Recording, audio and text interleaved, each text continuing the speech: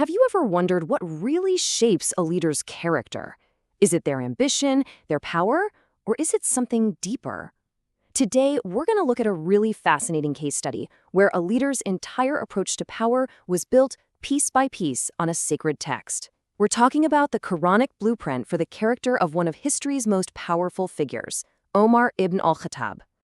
Just let that sink in for a moment. This single quote right here tells you almost everything you need to know about the man.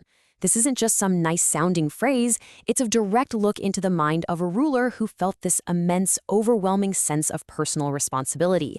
His fear wasn't of losing power or of his enemies. It was a fear of God.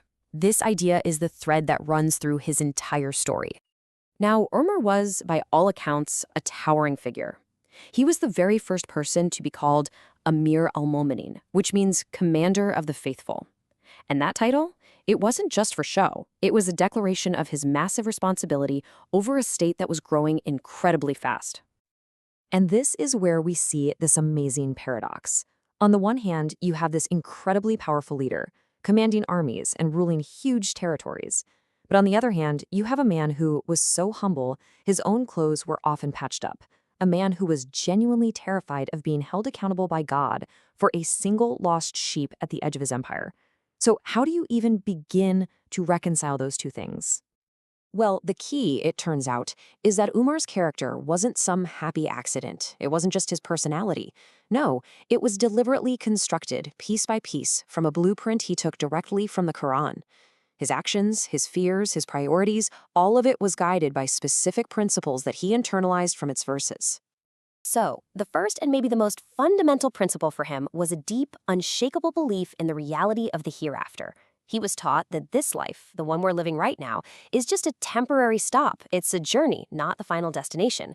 And for him, this wasn't just some abstract idea. It was the core truth that shaped every single one of his decisions. This verse right here was one he thought about all the time. It basically framed his entire worldview. I mean, if this life is just a quick passing enjoyment, then hoarding wealth and power for yourself, well, it starts to look a lot less important, doesn't it? The real focus then shifts to getting ready for the home that will remain forever. And that leads us straight to the second principle. Because if this life is temporary, then everything in it, especially things like power and wealth, isn't really a reward. It's a test. Omar saw all the luxuries of the world, not as blessings to just enjoy, but as potential distractions, as trials from God. He would recite this verse all the time as a warning to himself.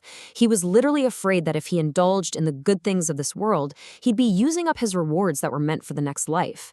It's like he was worried about cashing in his good deeds too early. All right, principle number 3 was this relentless commitment to self-accountability. Umar's motto was basically, judge yourself before you are judged. He believed you are to constantly take stock of your own actions, your words, your intentions, before the day comes when you have to answer for them. This verse really captures that idea. I mean, imagine living your life truly believing that one day, not a single secret you have will be hidden. That's what drove his constant self-criticism. He'd say, take stock of yourselves before you're brought to account, because he knew that in the end, everything would come out. And finally, the fourth principle was this deep, profound fear of wronging other people. And we're not just talking about big crimes here. It went so deep that he was worried about causing even minor, undeserved annoyance to any of the people he was responsible for. Get this. The sources say that one day he was just walking through the city and this verse popped into his head.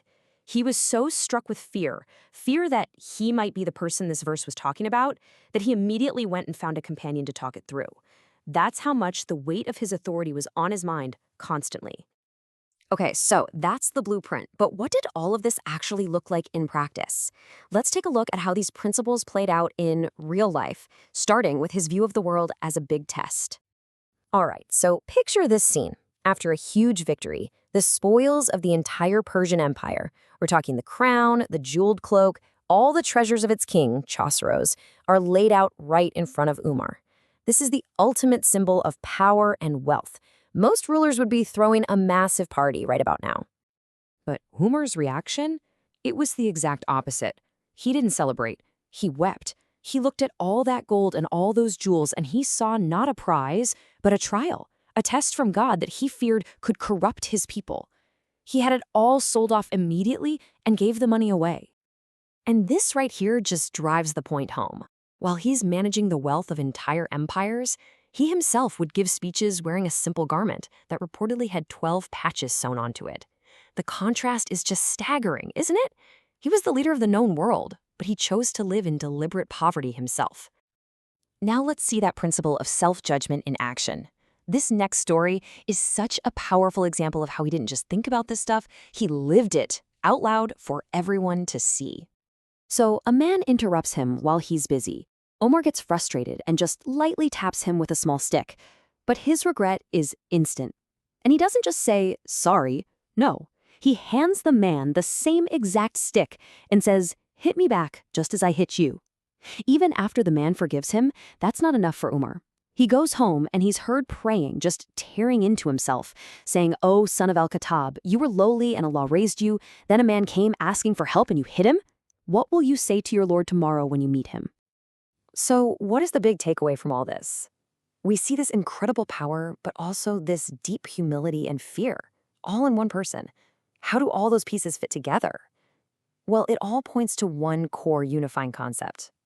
And that concept is Tawheed, the foundational Islamic belief in the absolute oneness of God.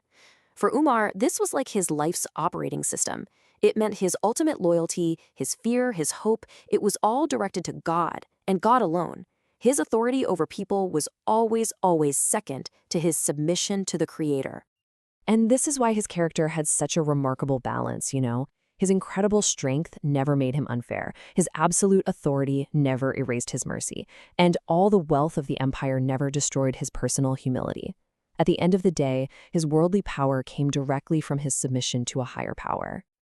And that's really the heart of it all. The story of Omar offers us this timeless model of leadership, that a leader's truest strength and justice doesn't come from how well they control other people, but from how completely they submit themselves to a moral and spiritual authority that's higher than their own.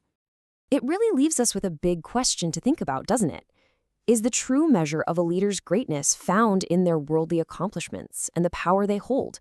Or is it found in what they fear, who they hold themselves accountable to, and the principles they are willing to submit to?